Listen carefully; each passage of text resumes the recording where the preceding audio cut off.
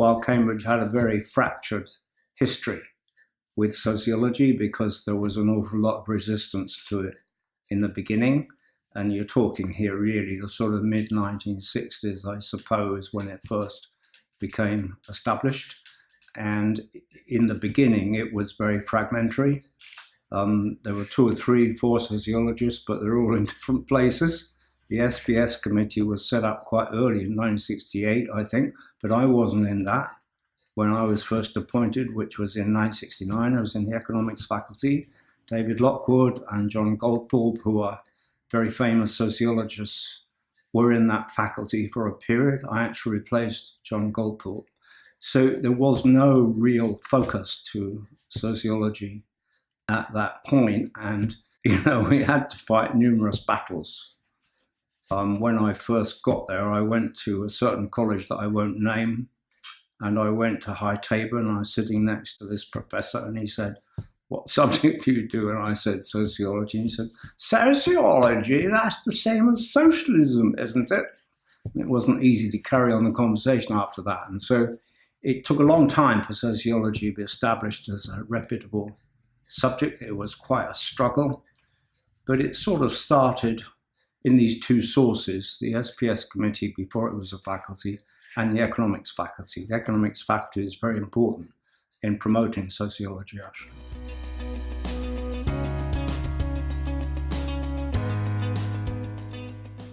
Well, you shouldn't, I think, just speak of the department, because the department emerged from the consolidation of SPS. So there was no department when I was there, and this was true for quite a long time afterwards. SPS existed, but then it became a faculty much later, quite a few years later.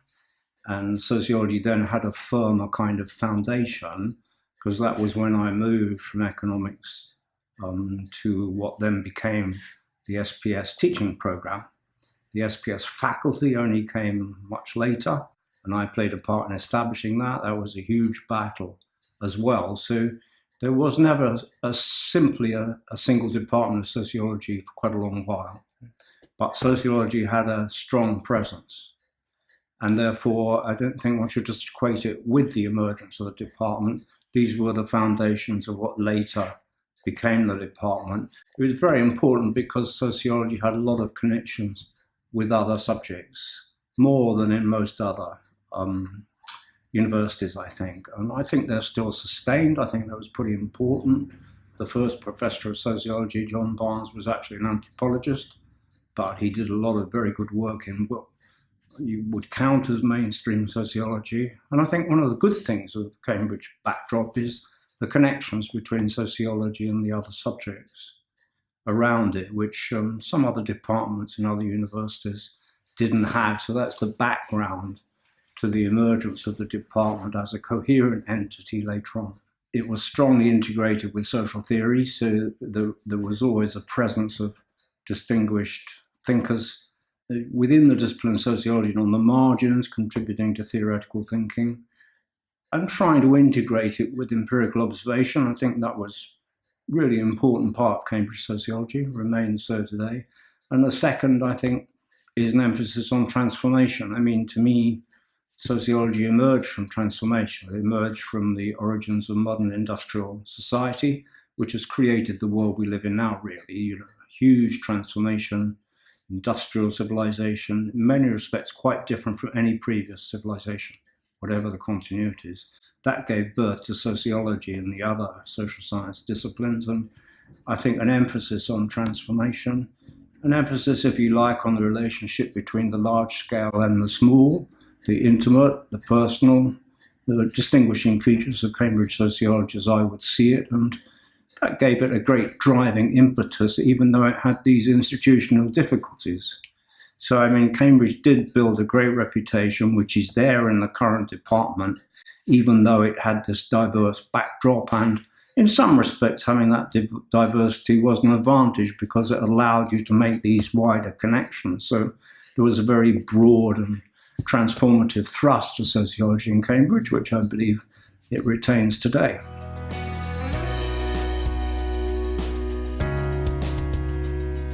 Well, my postdoc actually was first of all, giving a lecture way back to, I don't know, many hundreds of economics students and trying to interest them in what sociology was all about and why, if you're an economist, you shouldn't just be a mathematical economist, but you should look at the institutional framework of the wider economy.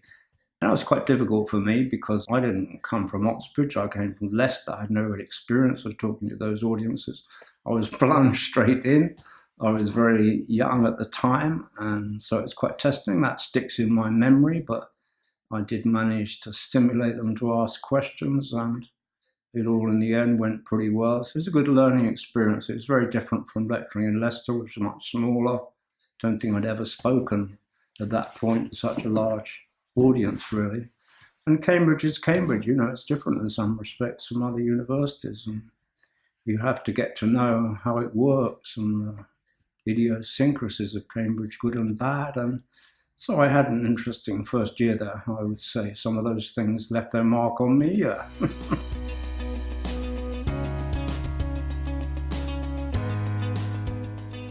Well, two main challenges, really, the struggles I'm describing, that is, the struggles to establish a separate Department of Sociology in the first place, which wasn't at all straightforward. As I've said, it had some advantages because the department was very well connected to people working in connected disciplines in a way other departments might not be, but that was a huge struggle. And then there was the kind of intellectual struggle to define a particular version of Cambridge sociology that would give it its stamp, which it has today, I think. There's quite a long process in the emergence of all this. You're talking, some 30 or 40 years, really, of evolution over that time. But it's very good that the department is now so well established. I mean, it ranks at the very top. Some of the rankings, that's a pretty big achievement, I think, given the number of sociology departments there are in the country. So it's actually now got a very distinguished current presence, as well as an interestingly sort of tortuous but still quite distinguished history.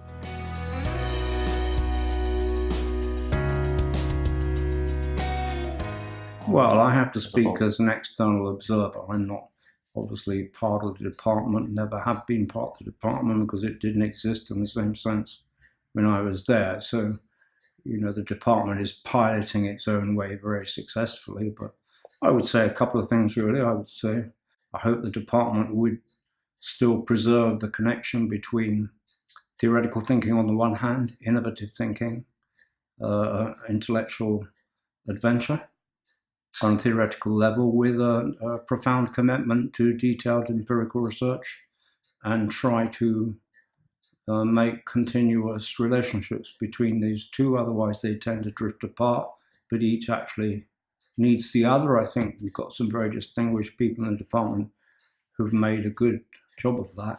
And then the second theme is the one I mentioned earlier, transformation. Sociology was born out of huge transformation, and you look around you at the world now. This is an amazing world, and a huge cosmopolitan world, much more integrated than ever before. Don't believe people who say globalization is going backwards. That is only true if you define it in a very narrow way as economic globalization. Not even probably true there, but in terms of, it always meant for me globalization, interconnection.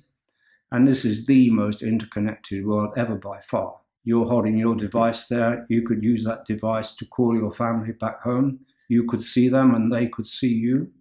And in principle, all you're paying is sacrificing your privacy for that. You're not actually paying much in terms of monetary payment. That is an extraordinary transformative world. So transformation has to be one main concern.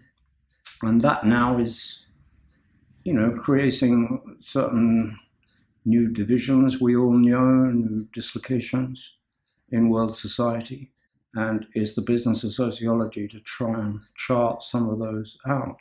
For example, to me anyway, one of the biggest transformative forces of the moment is precisely that device you're holding. What you might think it's a phone, but actually it's a supercomputer with more computing power than the computers that sent people to the moon 60 or so years ago. That is awesome.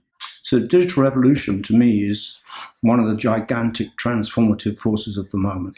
One of the things we have to do, I don't want to say sociology only concentrates on that, but one of the things we have to do is to chart out where this is leading us.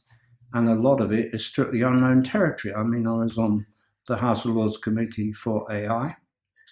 AI is now in a process probably of, possibly anyway, of rapid evolution, in which machines are becoming at least more similar to human beings, and as you can see from your grip on your phone, integrated to some extent with human life and human activity.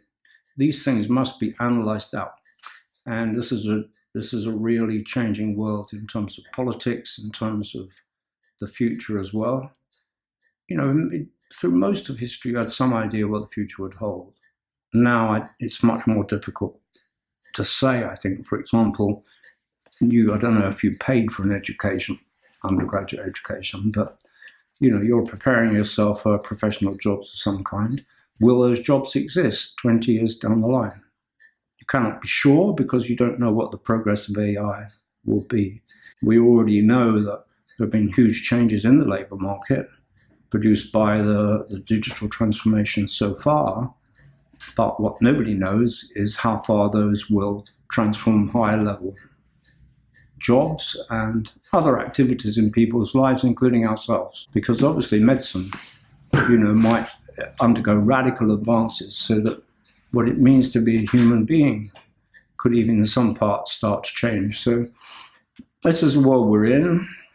I mean, I would stress really strongly, it's not technology you're talking about here, it's like a embeddedness of deep changes that are social and economic as much as they're technological.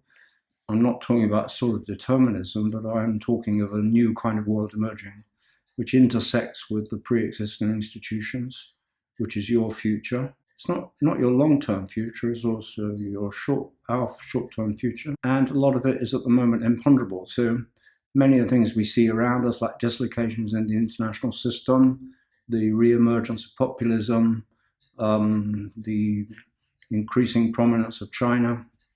To me, these are a backdrop of sociology. I don't see sociology, as I've said, certainly in Cambridge, as just separate from the other social science disciplines or from history. Sociology has got like a key integrative role, I think. So I think there's a huge sort of intellectual and political task which sociology can make really distinctive contributions to. I'd like to see Cambridge in the forefront of that. Cambridge is one part of a global system itself. Anyhow, I think the department, will retain its prime position. And as I say, well, I haven't said, but I think the big changes are integrated with much smaller ones, which themselves are big. One is, for example, changing gender relations across the world. Huge, huge, huge transformation if you look at the history of men and women in previous cultures and history. We're still grappling with the consequences of that, which are macro-structural, not just personal and individual. You can see from the conflicts around the world how deep they're embedded. It's a business of the department to draw these connections out, I think. And they interest me because they're fundamental. Things that seem small are often very big and vice versa. So I would hope Cambridge would be in the forefront of all those things. Continue to be in the forefront of all those things.